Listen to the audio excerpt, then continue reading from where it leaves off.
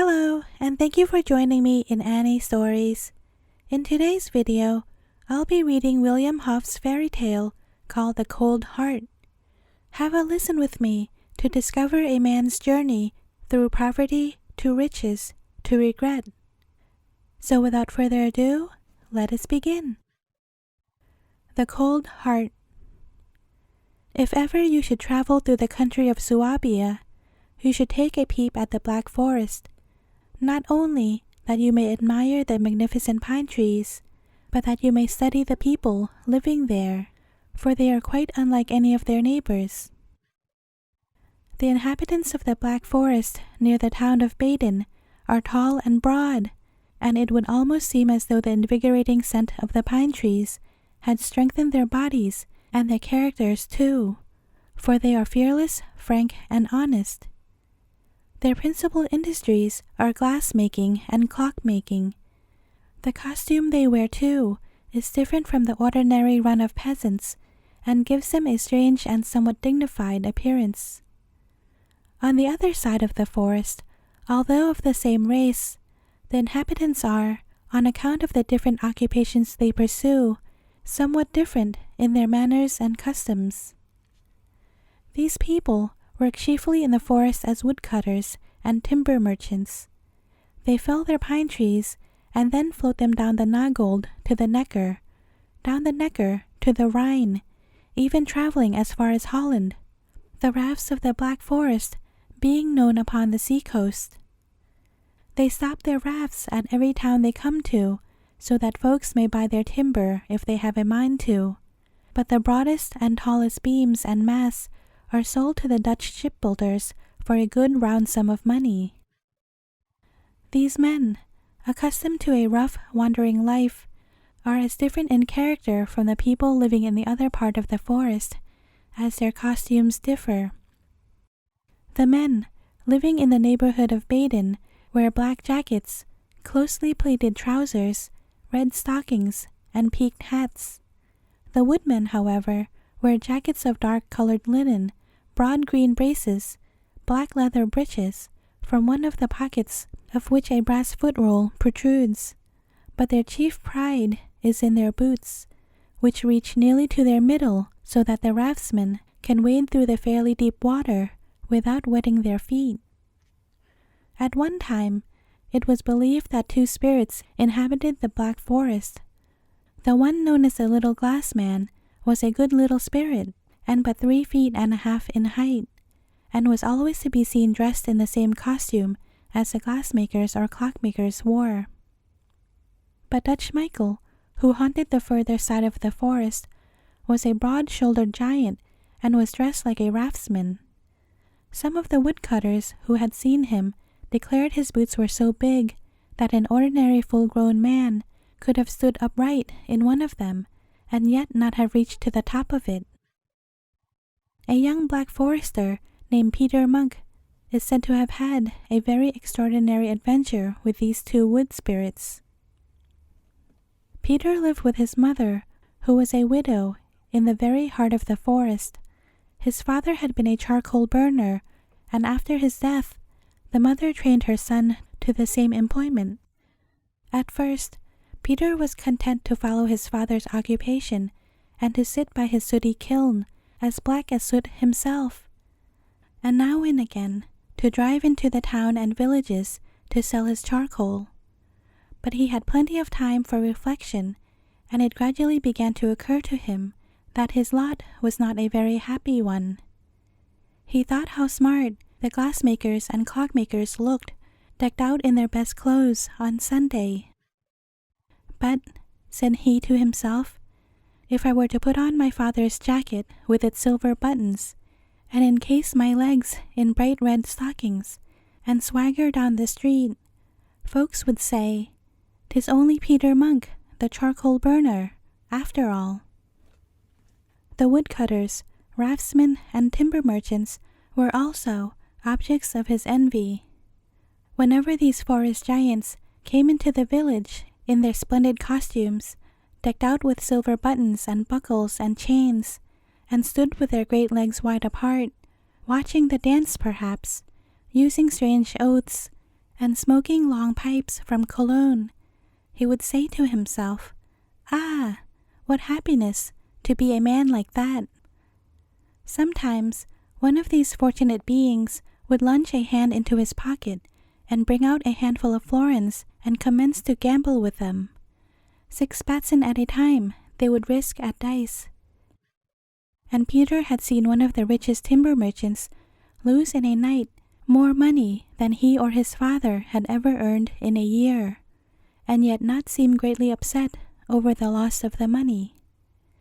At these times, Peter would feel half beside himself and would steal away to his lonely hut, consumed with rage and jealousy. There were 3 men in particular who excited his admiration and envy. One was a tall, stout man with a very red face, who was said to be the richest man in the country. He was called Fat Ezekiel. Twice a year he journeyed to Amsterdam and was always lucky in getting a better price for his timber than anyone else, so that he could travel back in state, whilst his neighbors had to get back as best they could. The second man was the tallest and thinnest man in the whole forest, and was nicknamed the Long-Legged Lounger, and Peter Munk envied him his extraordinary impudence, for he would flatly contradict the most important personages, and no matter how crowded the inn might be, he would take up 4 times as much room as the fattest men. He would plant his elbows on the table, or stretch his legs upon a bench, and no one ventured to expostulate because he was so immensely rich. The third man, however, was young and handsome, and was the best dancer in the district, so that he was known far and wide as the king of the dancers. He had, at one time, been very poor, and acted as servant to one of the timber merchants, but suddenly he had become enormously rich. Some said he had found a pot of gold. Others affirmed he had fished up a parcel of gold pieces from the bottom of the river, which had been part of the lost Nibelungen treasure. But no matter how he had attained it, the fact remained that he had suddenly become very rich indeed, and was looked upon as little short of a prince by his less lucky friends and companions. Peter Monk's mind was often occupied by the good fortune of these 3 men, as he sat alone in the forest or by his fire. It is true that all 3 of them were hated by their neighbors on account of their unnatural avarice and their want of feeling for those who owed them money or for the poor. But though they were hated, they were treated with respect on account of their money, for they could afford to scatter it about as the pine trees scattered their needles. "Alas," sighed Peter one day, "I can stand my poverty no longer. Would that I were as rich and respected as Fat Ezekiel, or as impudent and powerful as a Long-Legged Lounger, or as fine a dancer as a dance king, and be able to throw florins to the fiddlers instead of pence. Where do these fellows get their money from?" In thinking of ways and means by which he might amass money, he at length remembered the stories the people used to tell of the little glass man and Dutch Michael. In his father's lifetime, they had frequently been visited by folks as poor as themselves, and the conversation would turn to rich folks and how they had acquired their money, and the little glass man had not infrequently played a prominent part in the conversation. He even thought he could remember the little verse it was necessary to recite in the forest if one wished to summon the little man. It began, "Owner of all in the pine woods green, many 100 years thou hast seen, thine all the land where the pine trees grow." But there he stopped short, and strive as he would, he could not remember the rest of the verse. He thought about asking some of the old men who had been his father's friends, but a certain shyness prevented his mentioning the little glass man, and so betraying perhaps what was in his mind. There were very few rich people in the forest, and he wondered why some of them had not tried their luck with the wood spirits. At last, he persuaded his mother to talk about the little man, but she could tell him little more than he knew already. Moreover, she could only remember the first line of the verse.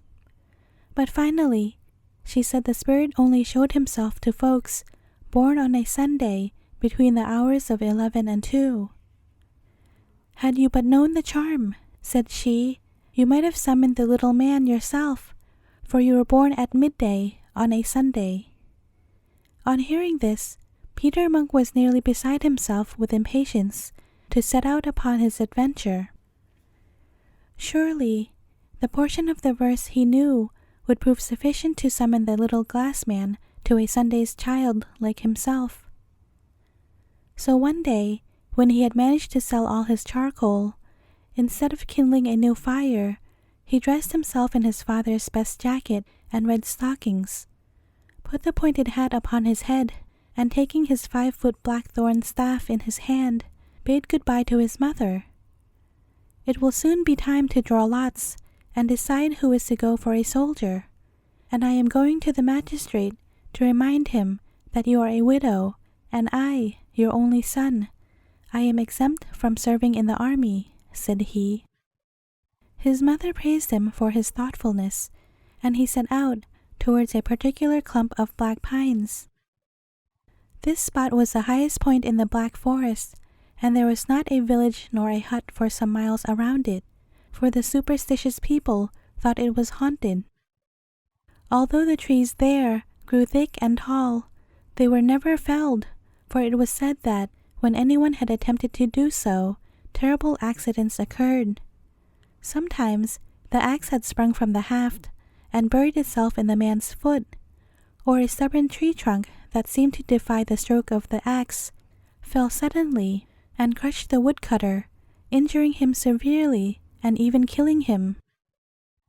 Even the finest tree could but be used for fuel, for the raftsmen would not take a single log from this particular clump, for it was said that it would bring them bad luck, and that raft and raftsmen would sink.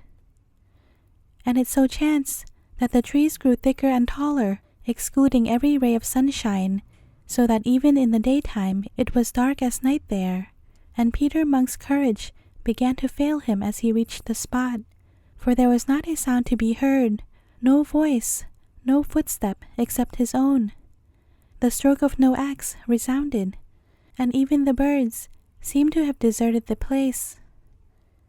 Peter reached the highest point of the mountain and stood before a pine tree of tremendous girth, for which a Dutch shipbuilder would have given many 100 florins. This, he thought, must surely be the abode of the glass man, and so he drew his hat from his head, bowed low, and said in a trembling voice, "Good evening, Master Glassman." But there was not a sound in reply. Perhaps I had better try the little verse, he thought, and began in flattering tones. "Owner of all in the pine woods green, many 100 years thou hast seen, thine all the lands where the pine trees grow." As he spoke, he saw to his terror a strange little figure peeping out from behind the big tree trunk. It seemed to be dressed exactly as he had heard, in the black vest, red stockings, and pointed hat. Even the pale, clever little face he seemed to see for a moment, but it disappeared as quickly as it had come. "Master Glassman," cried Peter in trembling tones, "I pray you, do not make sport of me. If you think I did not see you, you are mistaken." But there was no reply beyond a faint chuckle from behind the tree. At length, his impatience overcame his fear. "Wait a while, my fine fellow," he cried angrily. "I will soon catch you." He made a bound towards the tree and darted round to the other side. But there was no glassman there, only a dainty little squirrel that scampered up the trunk of the tree. Peter Monk shook his head. He perceived clearly that his failure was on account of his not knowing the concluding line of the verse, but ponder as he might, he could not call it to memory. The squirrel showed itself upon the lower branches of the pine tree and appeared to mock and make sport of him. It dressed its fur, waved his bushy tail, gazed at him with his bright clever eyes, but at length he was half afraid of it. For one moment it seemed to have a man's head and to wear a pointed hat. The next moment it was like any ordinary squirrel. Then suddenly its hind legs became clothed with red stockings and black shoes. In short, it was quite the strangest little creature Peter Munk had ever seen, and he was afraid of it, and so he turned and left the spot quicker than he had gone there. It seemed to him that the woods grew darker and thicker as he ran, until he became possessed of an absolute terror, and it was not until he heard the barking of dogs in the distance that he slackened his pace. As a peasant's hut burst on his astonished gaze, he found that in his fright he had been running in the opposite direction to that which he had intended, and instead of arriving at the dwellings of the glassmakers, he had come out amongst the woodcutters and raftsmen. The people who lived in this particular cottage were woodcutters, and the family consisted of an old man, his son, the master of the house, and his family. Peter Munk approached them and asked if they could give him a night's lodging, and they received him kindly and hospitably, never so much as asking for his name or where he came from. They gave him cider to drink, and in the evening they roasted a large woodcock for his supper, one of the daintiest morsels to be had in the Black Forest.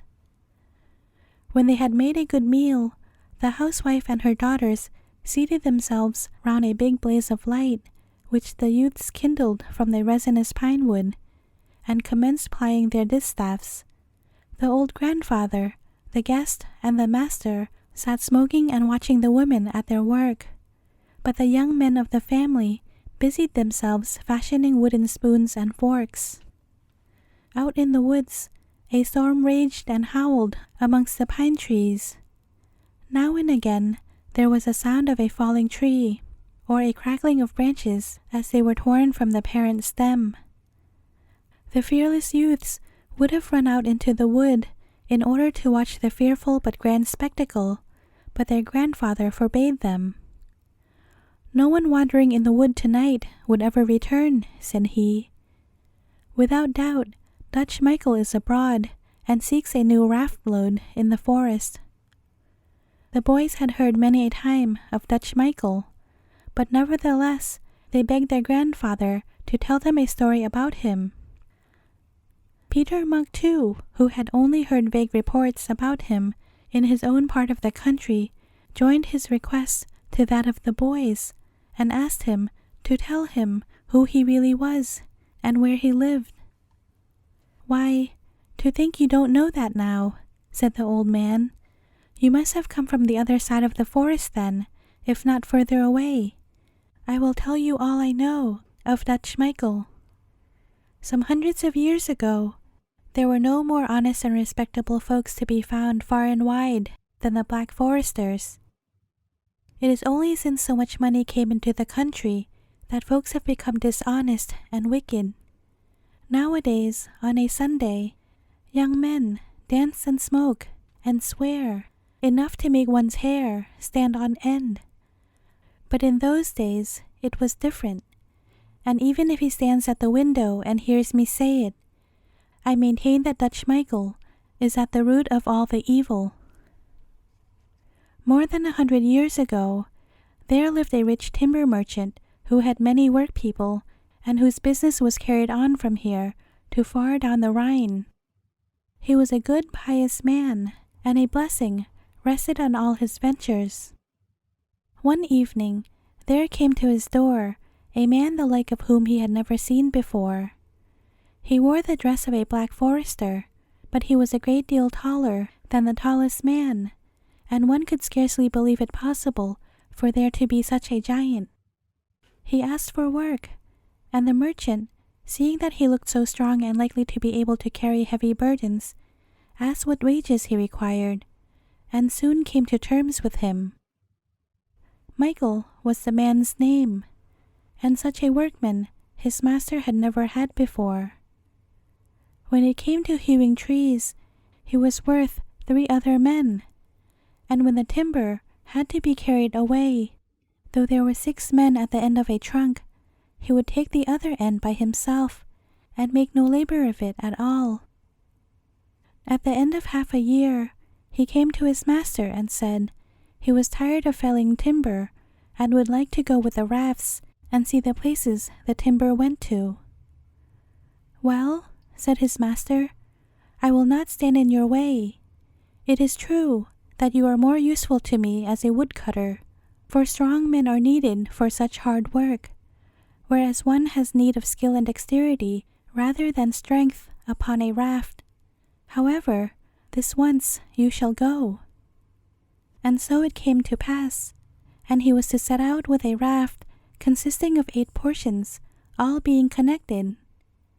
But on the evening before they were to start, Michael brought down to the river's edge 8 more huge trees, the biggest and longest that had ever been seen, and each one he carried upon his shoulder as easily as though it had been his raft pole.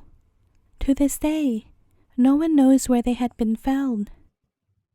The timber merchant's heart rejoiced, for he reckoned this timber would fetch a vast sum, but Michael only said, "They are for a raft for myself. I could not very well manage on the other little rafts." His master offered him a pair of raftsman's boots in return for the service he had done him, but Michael thrust them aside and produced a pair such as never were seen before. My grandfather assured me they must have weighed 100 pounds at least, and were 5 or 6 feet high.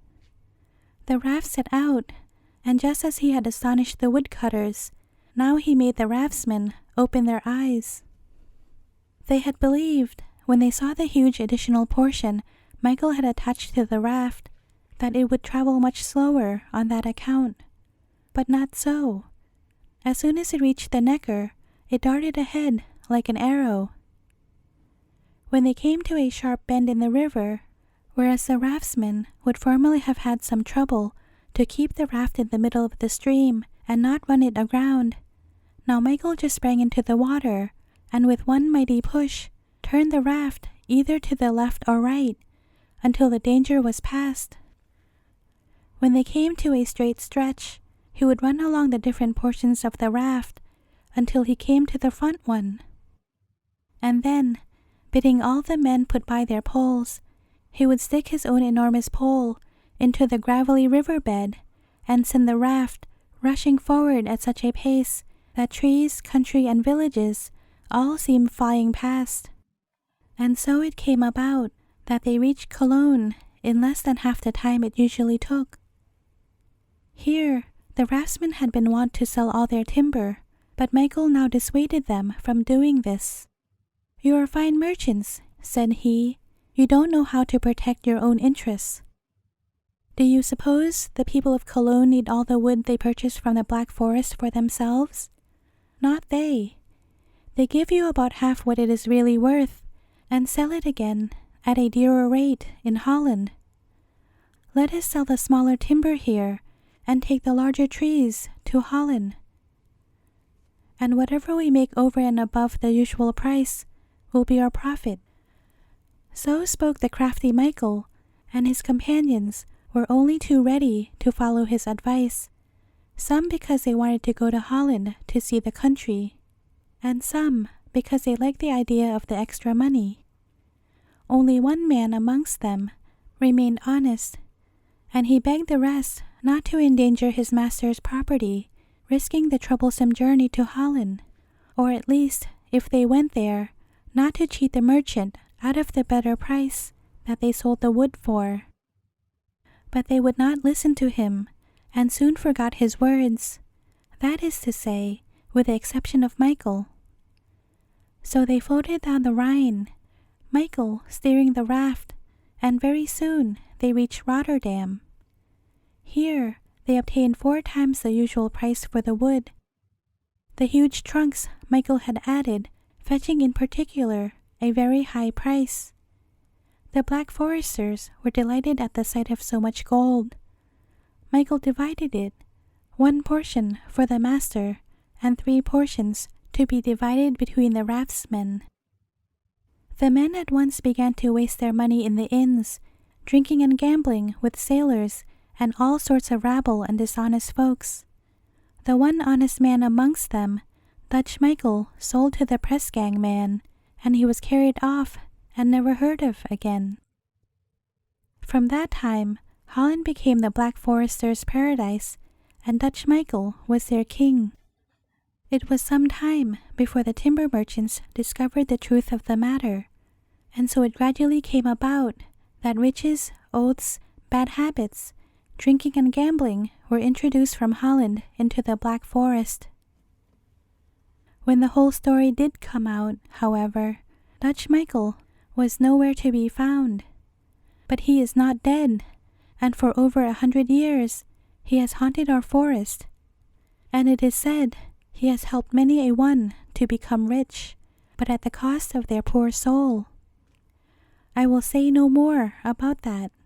Still, it is very certain that on stormy nights such as the present, he seeks out the finest trees from the portion of the forest where it is forbidden to fell timber. My own father saw him break one that was full 4 feet thick, as though it had been a reed. This timber he gives to those who have left the straight path of honesty and gone to him for help. At midnight, he helps them to carry the wood to the river, and steers the rafts down the streams for them until they reach Holland. But if I were king in Holland, I would have them sunk with shot to the bottom of the stream, for every ship that carries but a single board or beam, sold by Dutch Michael, is bound to sink. That is why one hears of so many shipwrecks. How else could it be that a fine ship, as large as a church, should go to the bottom of the sea? Every time Dutch Michael fells a tree in the forest, a plank in some ship bursts, the water penetrates, and the good ship is lost with all hands. That is the story of Dutch Michael, and it is quite true that it was he who introduced everything that is bad in the Black Forest. He can make one as rich as a dream, he added mysteriously, but I would rather be without his wealth, and not for the whole world would I stand in the shoes of fat Ezekiel or the long-legged lounger. And it is said that the dance king had given up his soul to him also. The storm had blown over during the old man's recital, and now the maidens timidly lit their lamps and crept away to bed.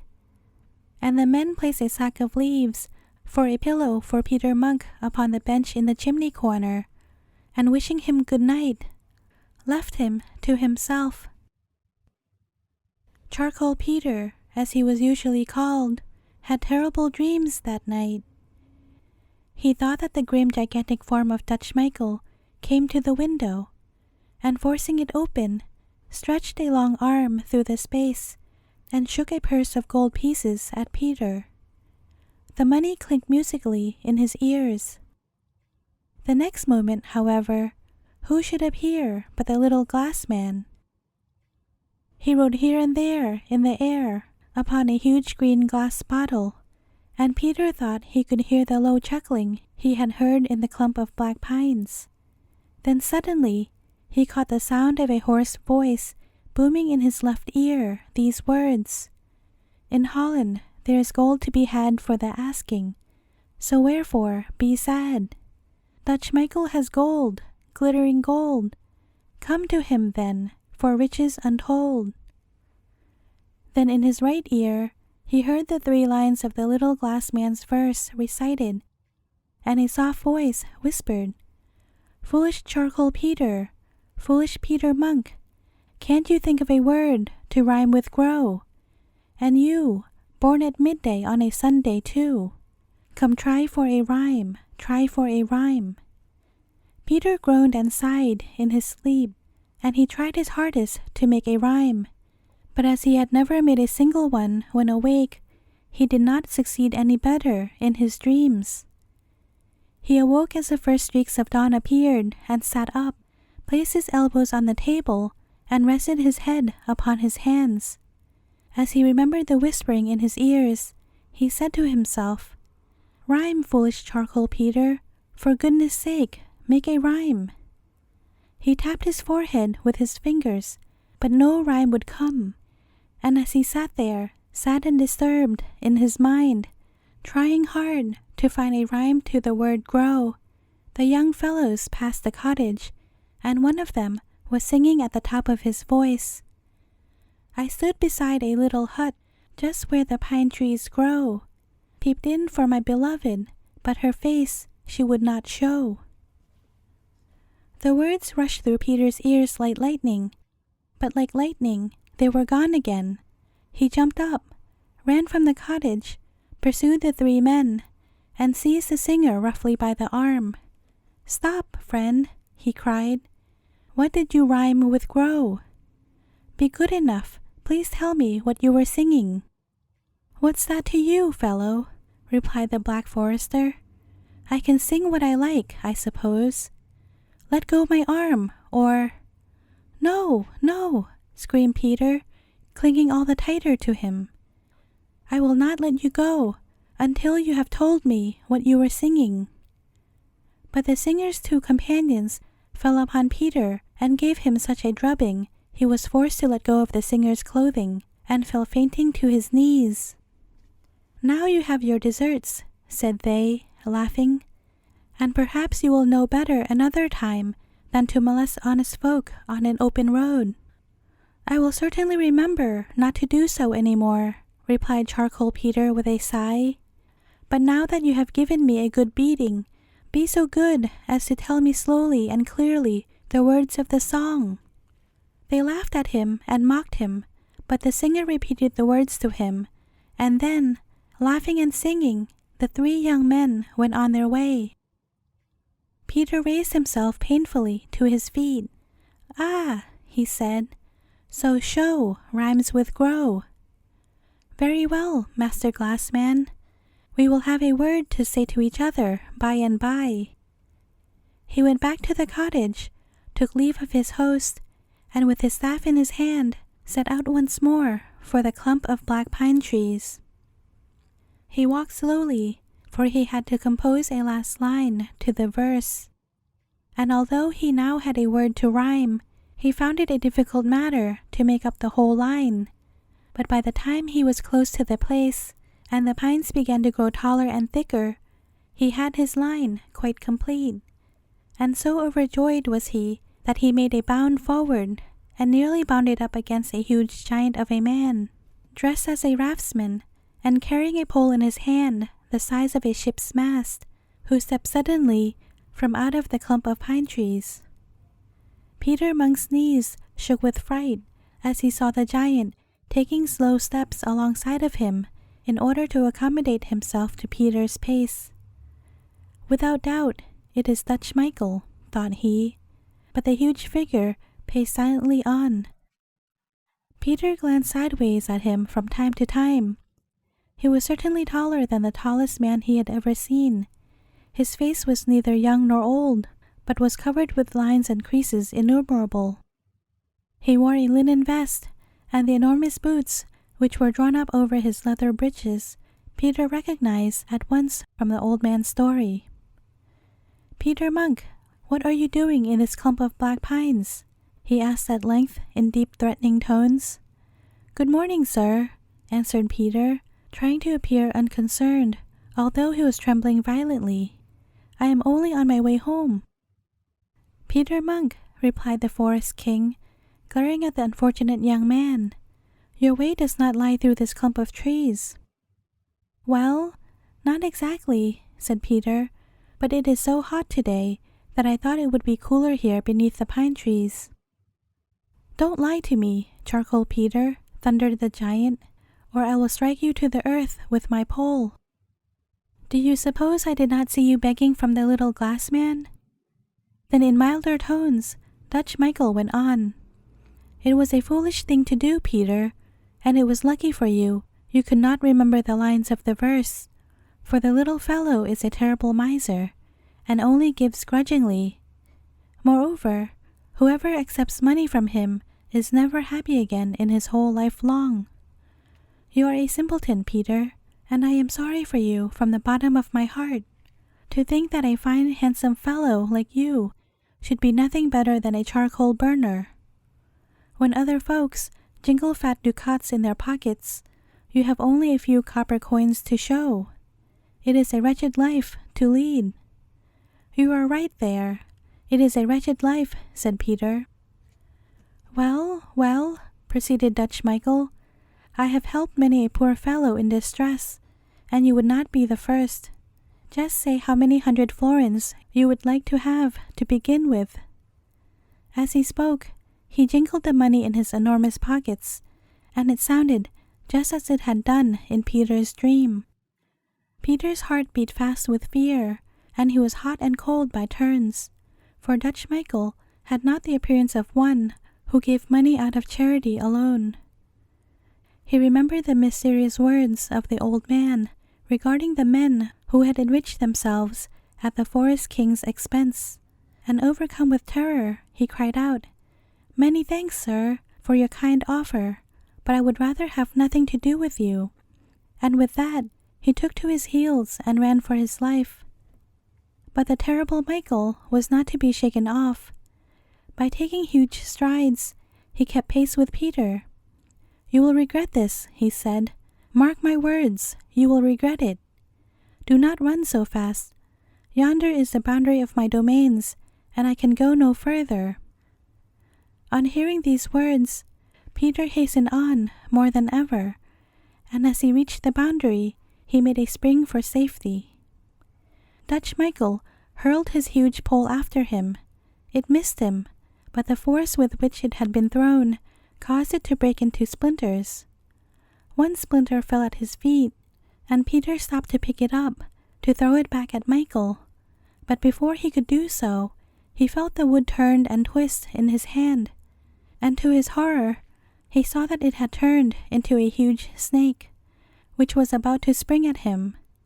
He tried to shake it off, but it had fastened itself round his arm, and darted its horrible head towards his face, when suddenly a woodcock flew down and seized the snake's head in its beak and flew off with it.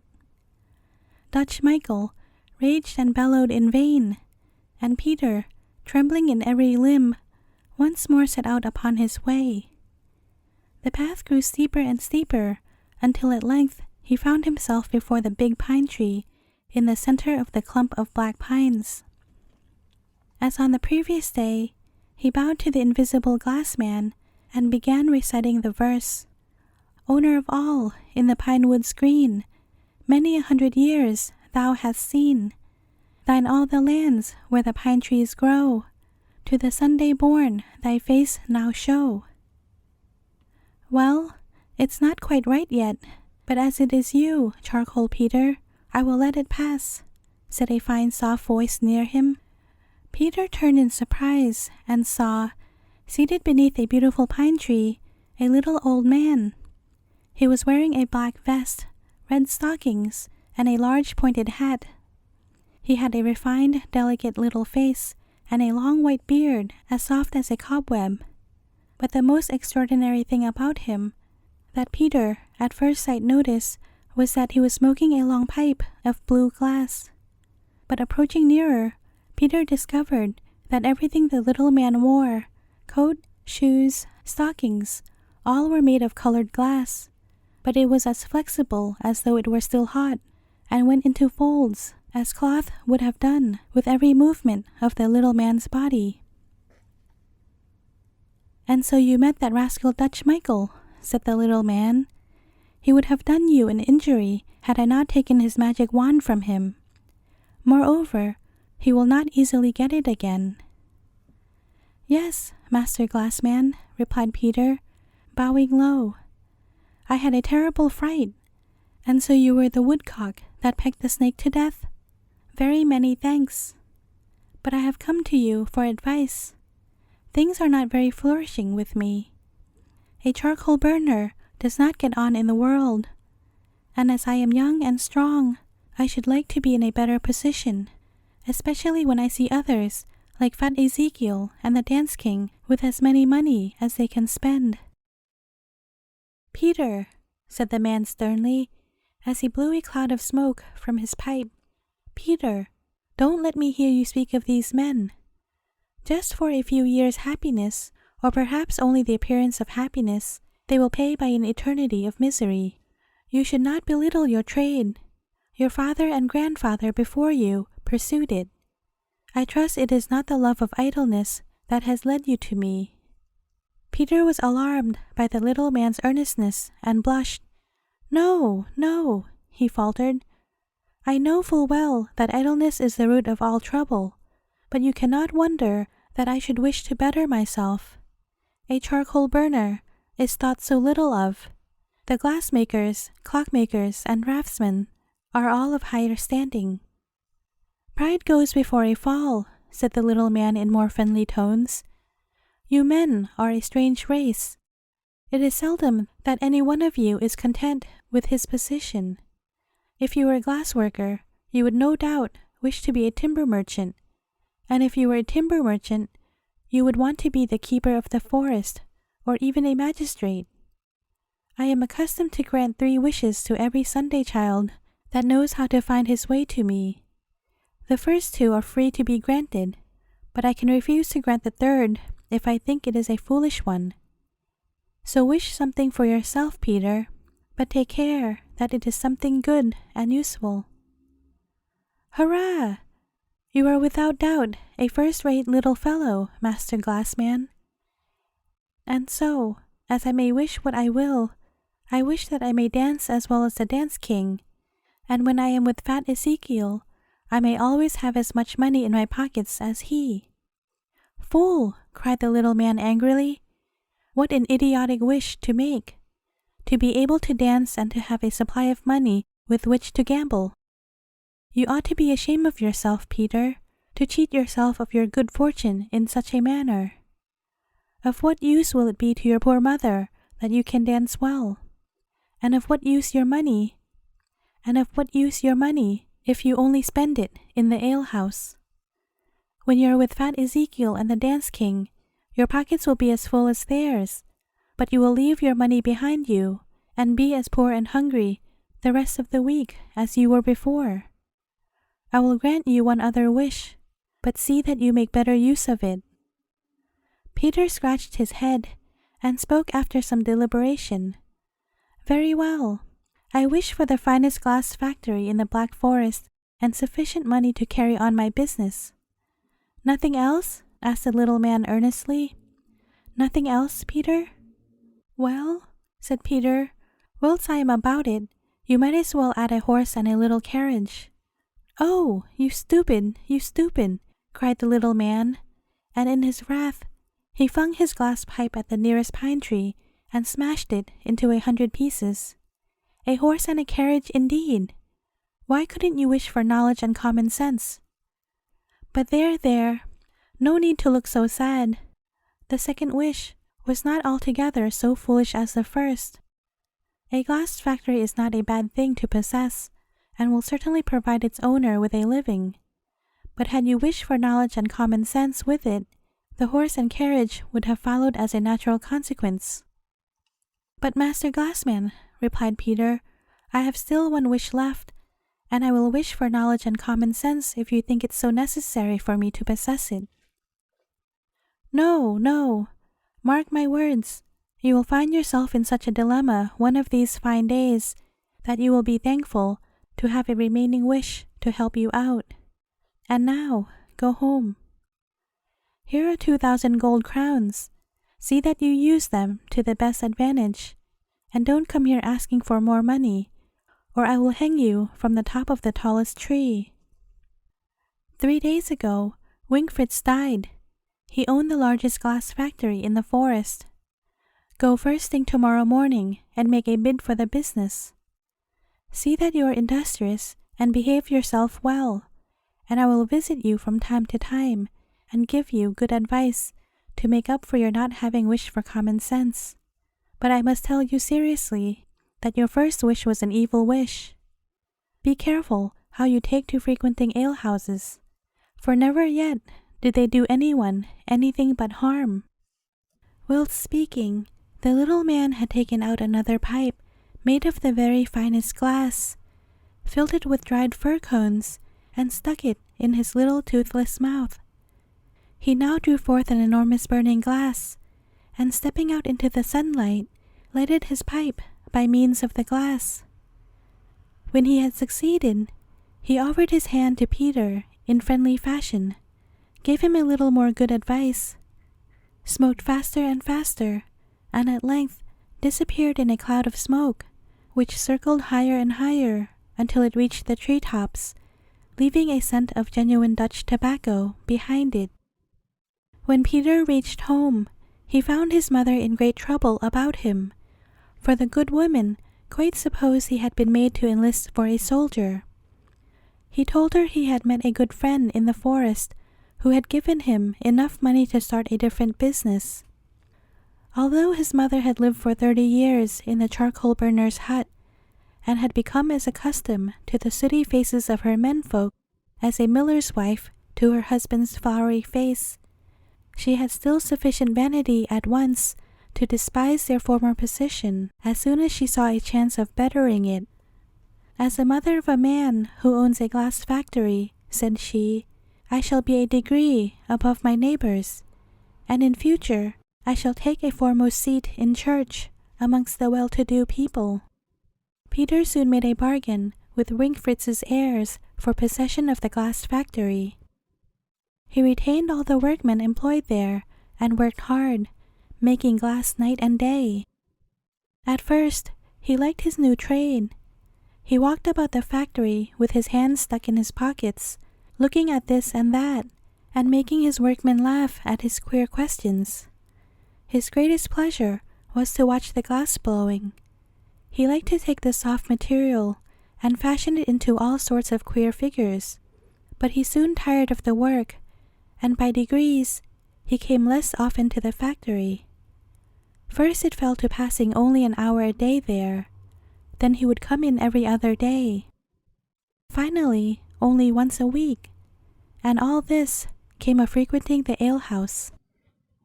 The Sunday after he had met the little glass man, he went to the inn, and there he found the dance king already dancing, and fat Ezekiel with a can of beer beside him, playing pitch and toss for crown pieces. He put his hand in his pocket to be sure the little glass man kept good faith, and found his pockets bulging with gold and silver. In his limbs he felt a strange and unaccustomed twitching, as though he wanted to dance, and as soon as the first dance was over, he took his partner out and placed himself close to the dance king. For every skip the dance king made, Peter made too. If the dance king bounded a foot into the air, Peter bounded twice as high, and no matter what complicated steps the dance king made, Peter's dancing was twice as complicated. He bounded, he pranced, he twisted, until all who beheld him were in a whirl of wonder. As soon as it became known that Peter had purchased a glass factory, and when folks saw the careless way in which he flung a handful of coppers at a time to the musicians, their astonishment knew no bounds. Some said he must have found buried treasure in the forest. Others said he had inherited a big sum of money, and everyone paid him great respect and attention because it was apparent he was a moneyed man. The same evening he lost 20 crowns, but in spite of that, his money still chinked in his pockets, as though he had plenty left. When Peter saw how much he was looked up to, he scarcely knew how to contain himself for pride and joy. He threw his money about with a free hand, and gave a goodly portion to the poor, remembering the times when he had suffered for want of money. The dance king's art having been quite supplanted by that of Peter, the latter was nicknamed Dance Emperor, but this nickname soon gave place to another and a worse one. On Sundays in the inn, there was no worse gambler than he, for no one could afford to lose as much as he could, but as he always played with fat Ezekiel, who won his money easily, he had still, just as the little glass man had promised, as much money in his pockets as his opponent. If he lost 20 or 30 crowns 1 minute, no sooner had fat Ezekiel slipped them into his pocket than the same sum appeared in Peter's. He took to gambling every day in the week, And what with drinking and playing, he soon became one of the worst characters in the Black Forest. And so, he came to be called Gambling Peter instead of Dance Emperor. It was on account of this that his glass factory soon began to show signs of decay. He ordered glass to be made as before, but as he had no business capacity, he did not know how to dispose of it to the best advantage, and soon had such an accumulation of glass goods that he was obliged to sell to peddlers or anyone who would buy it at half price, so that he might have the money to pay his workmen. One evening, as he was going home from the inn, he could not help thinking of the terrible muddle he had made of his affairs and worrying himself over the loss of his fortune, when suddenly he became aware that someone was walking beside him, and behold, it was the little glass man. End of part 1. Please go to the next video for part 2, the final part.